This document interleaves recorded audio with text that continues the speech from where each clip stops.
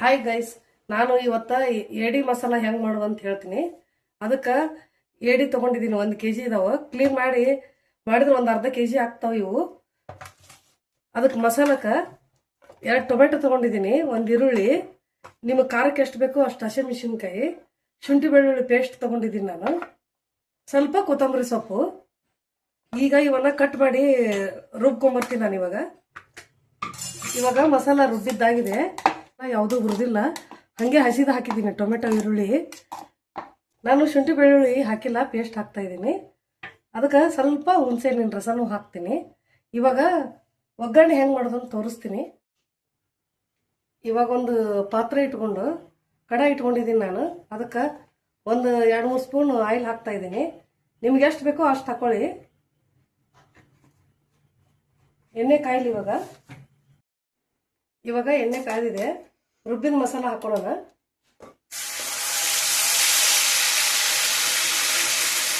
ಗ್ಯಾಸ್ನ low ಫ್ಲೇಮಲ್ಲಿ ಇಟ್ಟು ಹಾಕಿ, ಇಲ್ಲಾಂದ್ರೆ ಸಿಡಿದಿತ್ತು ಮಸಾಲ.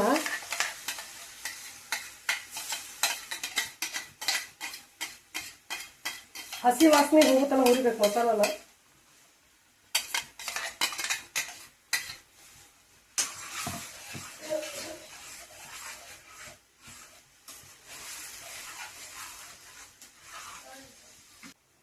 ಮಸಾಲ ಎಣ್ಣೆಯಲ್ಲಿ ಚೆನ್ನಾಗಿ ಫ್ರೈ ಮಾಡ್ಕೋಬೇಕು.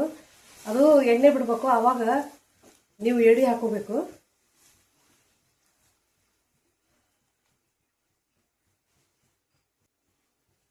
ಒಂದು 5 ನಿಮಿಷ ಫ್ರೈ ಆಗಲಿ ಎಣ್ಣೆಯಲ್ಲಿ.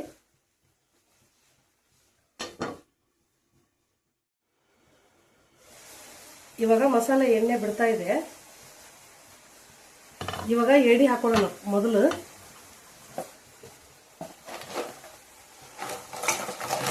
ನಾನು ಉಪ್ಪು ಅರಿಶಿನ ಹಾಕಿ ಕಲಸಿಟ್ಟಿದ್ದೆ. ಸ್ವಲ್ಪ ಹೊತ್ತು ಎಣ್ಣೆ ಫ್ರೈ ಆಗಲಿ. ಮಸಾಲೆ ಎಲ್ಲ ಹಿಡ್ಕೊಂತಾವು.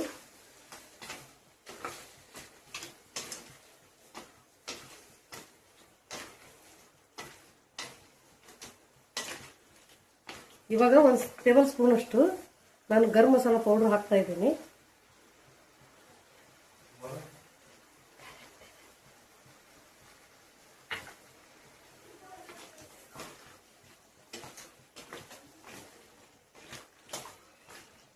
ಒಂದು 2 ನಿಮಿಷ ಲಿಡ್ ಮುಚ್ಚೋಣ. ಇವಾಗ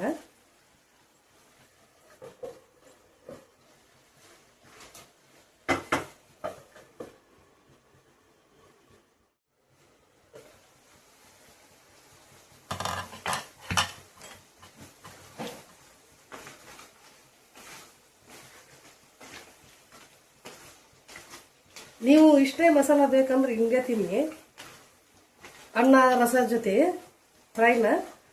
ನಾವು ಬೇಡಪ್ಪ ಅಂದರೆ ಸ್ವಲ್ಪ ನೀರು, ಮಸಾಲ ನೀರು ಇದೆ ನಮ್ಮದು, ಹಾಕ್ತಾ ಇದ್ದೀನಿ ನಾನು. ಒಂದು 2 ಕಪ್ನಷ್ಟು.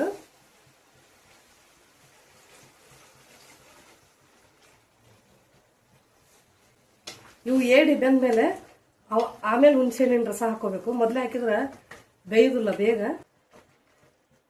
ನಾನು ಏಡಿ ಬೇಯಿ ಸಲುವಾಗಿ ನೀರು ಹಾಕ್ತಾ ಇದ್ದೀನಿ.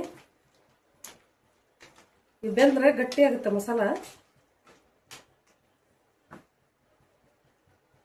ಇವಾಗ ಲಿಡ್ ಮುಚ್ಚಿ ಒಂದು 5 ನಿಮಿಷ ಬೇಯಲಿ.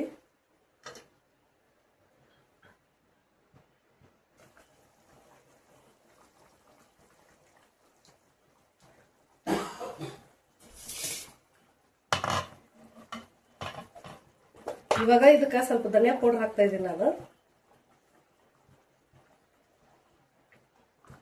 1 ಸ್ಪೂನ್ ಅಷ್ಟು. ಉಪ್ಪು ರುಚಿಗೆ ತಕ್ಕಷ್ಟು.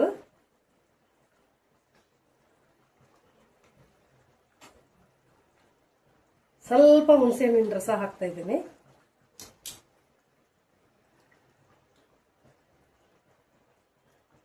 ಒಂದು 2 ಸ್ಪೂನ್ ಅಷ್ಟು. ನೀವು ಜಾಸ್ತಿ ಬೇಕಾದ್ರೆ ಹಾಕೊಳ್ಳಿ. ಸ್ವಲ್ಪ ಹೊತ್ತು ಕುದಿಲಿ. ಇವಾಗ 1-2 ಟೇಬಲ್ ಸ್ಪೂನ್ ಅಷ್ಟು ಒಣ ಕೊಬ್ಬರಿ ಪೌಡರ್ ಹಾಕ್ತಾ ಇದ್ದೀನಿ ನಾನು. ನಿಮ್ಮ ಹತ್ರ ಹಸಿದಿದ್ರು ಹಾಕೊಳ್ಳಿ.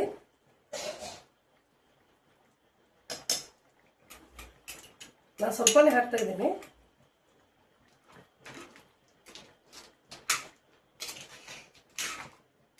ಇದು ಕಲ್ಲು ಏಡಿ,